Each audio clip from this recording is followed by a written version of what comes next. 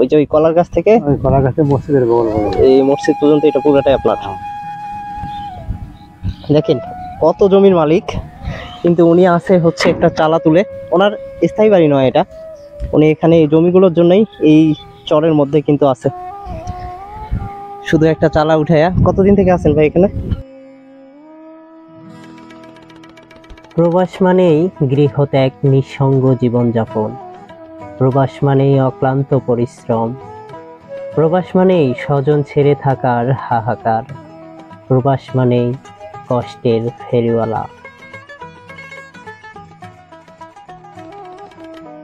আমরা দেশ থেকে এরকম অনেক প্রবাসীর গল্প শুনেছি, কিন্তু আজ আপনাদের এমন এক প্রবাসীকে দেখাবো, যিনি এই মরুভূমির চরে ছাপড়ি ঘরে স্বজন ছেড়ে নিজ জমিতেই অক্লান্ত পরিশ্রম ও নদীর সাথে যুদ্ধ করে কাটিয়ে দিচ্ছে বছরের পর বছর।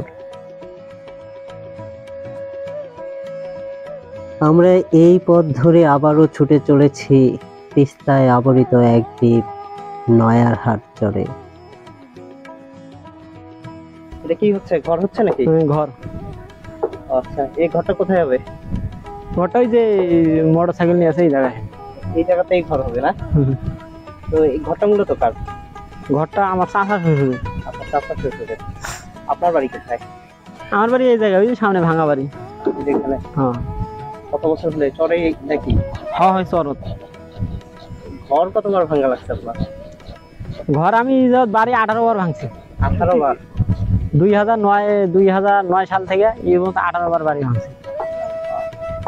তাহলে তো প্রচুর পরিশ্রম আর প্রচুর টাকাও খরচ হয়। এখন তো কিছু নাই, আগে তো কারণ কিছু নেই, বাড়ি ভাঙতে ভাঙতে শেষ, টাকা পয়সা একবারে শেষ। কেন যে দিন আনি দিন খাই এই পর্যন্ত। চাষা মানে আবাদি যে জমিগুলো ছিল এই জমিগুলো নাই আর? আমার জমি নাই, কিন্তু আমি বন্ধক সন্ধক নিয়েছি ওগুলোই। আচ্ছা, বন্ধক নিয়ে যে আপনি আবাদ সুবাদগুলো করেন তাতে কি প্রফিট আসে? আপনার কোনো টাকা পয়সা ইনকাম হয়? বিছন বাদাম করছিলাম, তাতে লস হয়েছে এবার। অন্য গত বছর যে হিসেবে গেছিল 16,000 টাকা, 16,000 15,000 মন। এবার তো 4,000 টাকা মন। আচ্ছা, এবার তাহলে পুরোটাই লস হয়েছে। আর হচ্ছে যে এখন যে আবাদগুলো দেখতে পাচ্ছি সব তো বাদাম আর ভুট্টা দেখতে পাচ্ছি। এই বাদামগুলো কি বন্যার আগে সব তুলে নিতে পারবে? বাদাম তো জেঠ মাসে তোলা শুরু করে। মানে কি অনেক সময় দেখা যায় বন্যাতে কি ডুবে যায় বা বন্যাতে তুলতে পারে না, এরকম হয়? বাদাম মনে করে শুকে টুকে পালা দিয়ে তুই নিয়ে যাবো, হয়তো এমন হয় রাতের বেলা ভাসে যায়। ও আচ্ছা। আর গতবার তো ওই যে নামাজটা ওটা বাদা, এই যে মানে সামনে ঈদ না, মানে রোজার ঈদ, মানে বাদাম তোলা, মানে রোজার ঈদ পরে তুলু, তারপরে তো আসে বাদাম আসে এক ঢালা মেয়াদ খেলা হয়ে গেল।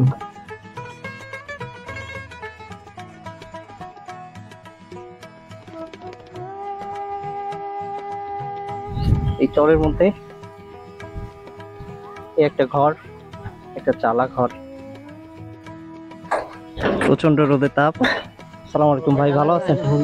হ্যাঁ, ভালো আছেন না? এটা আপনার বাড়ি? এটা কি স্থায়ী না অস্থায়ী? আপনার বাসা কোথায় তাহলে? ক্ষেত্রে? মানে এখানে জমি জমা আছে, এই জায়গায় আবাদ করে এখান থেকে নিয়ে তারপরে বাড়িতে যান আর কি। আপনি একাই থাকেন না? হ্যাঁ। কতগুলো জমি জমা আছে আপনার এদিকে? আছে 4-5 একর। 4-5 একর, তো অনেক জমির মালিক তো। এটা হয় ওই কলা গাছ থাকে, ওই যে ওই কলার গাছ থেকে ওই কলা গাছে মসজিদের বগল এই মসজিদ পর্যন্ত এটা পুরোটাই আপনার। দেখেন কত জমির মালিক, কিন্তু উনি আছে হচ্ছে একটা চালা তুলে। ওনার স্থায়ী বাড়ি নয় এটা, উনি এখানে এই জমিগুলোর জন্যই এই চরের মধ্যে কিন্তু আছে। শুধু একটা চালা উঠাইয়া। কতদিন থেকে আছেন ভাই এখানে? 8-9 মাস থেকে। আলু করছিলেন? আলুতে কি লাভ কেমন হয়েছে? লাভ হয় নাই, আসে উঠছে। এই জমিগুলোতে যে আবাদ করেন এগুলা সেচের ব্যবস্থা কিভাবে করেন? ওই যে মেশিন দিয়ে, ওই স্যালো মেশিন, তাতে কি কতদিন পর পর সেচ দিতে হয়? বছর বাজা মতো 3-4 দিন পর পানি দেয় না। 3-4 দিন পর পর, তো অনেক টাকা খরচ হয়ে যায়। যে হিসেবে খরচ হয় সেই হিসেবে কি আপনি লাভ কতটা পান? দাম হইলে লাভ হবে, দাম না হলে আসলে কি আছে? মানে আপনার পরিশ্রম বৃথা। তো আপনার বাড়িটা একটু দেখি ভিতরে কিভাবে থাকেন।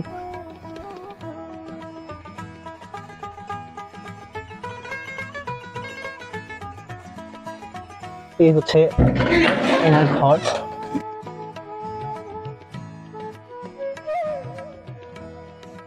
আপনার বাড়ি আগে এখানেই ছিল, হ্যাঁ, তারপরে নদী যখন চলে আসছে তখন ক্ষেত্রের দিকে উঠে গেছেন আর কি। ক্ষেত্রাই চরে, ওটাও তো চরেই ধরে। না, এখন আর পাইনি। ও আচ্ছা, ভালো জমি ওখানে আছে। ভালো। ওখান থেকে তো নদীর মাথা থেকে শেষ। হ্যাঁ হ্যাঁ, বুঝতে পারছি। তো এই হচ্ছে ভাই, আপনি কতবার ঘর ভাঙছেন আপনার বয়সে? অনেক হিসেব করি পাওয়া যান না। হিসাব করেও পাওয়া যাবে না, না? এই ঘর ভাঙার মতো কষ্ট আর কিছু আছে? না। তারপরেও কষ্ট করে ভাই এখানে আছে, এখানে উনি ঘুমায়। আর হচ্ছে আবাদি যে ফসলগুলো কষ্ট করে উৎপাদন করে সেগুলো আর কি এখানে রেখে এখান থেকে আবার নিজ বাড়িতে নিয়ে যায়। ভাই এখানে দীর্ঘ 9 মাস থেকে আছে। বিয়ে শাদী করছেন তো ভাই, না? হ্যাঁ, বুঝতে সবাই আছে। তো এগুলো পরিশ্রম তো একা করা সম্ভব না, কামলা কিষান নিয়ে করেন আর কি। আজকে রান্না কি হয়েছে? লাউ। লাউ নিজে রান্না করেন?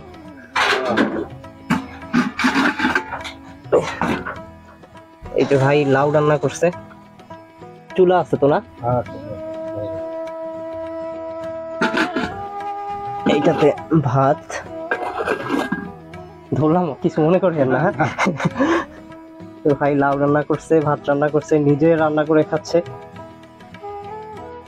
চুলার মধ্যে। ভাই রান্না করে, কষ্ট করে রান্না করে যে আপনি খান, এটা একটু বেশি কষ্ট হয় না? এই যে সারাদিন পরিশ্রম করে আসে আবার রান্না করে খাওয়া লাগে।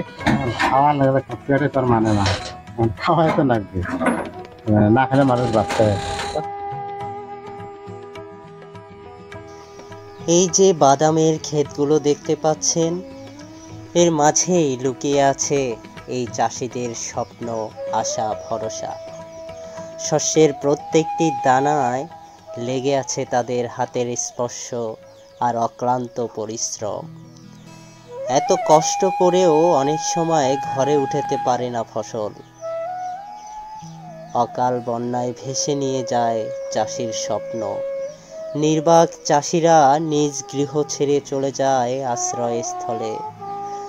নৌকায় ভেসে ভেসে তাকিয়ে রয় নিজ কুঠিরে, আর তাদের স্বপ্নগুলো ভাসে অথই পানিতে।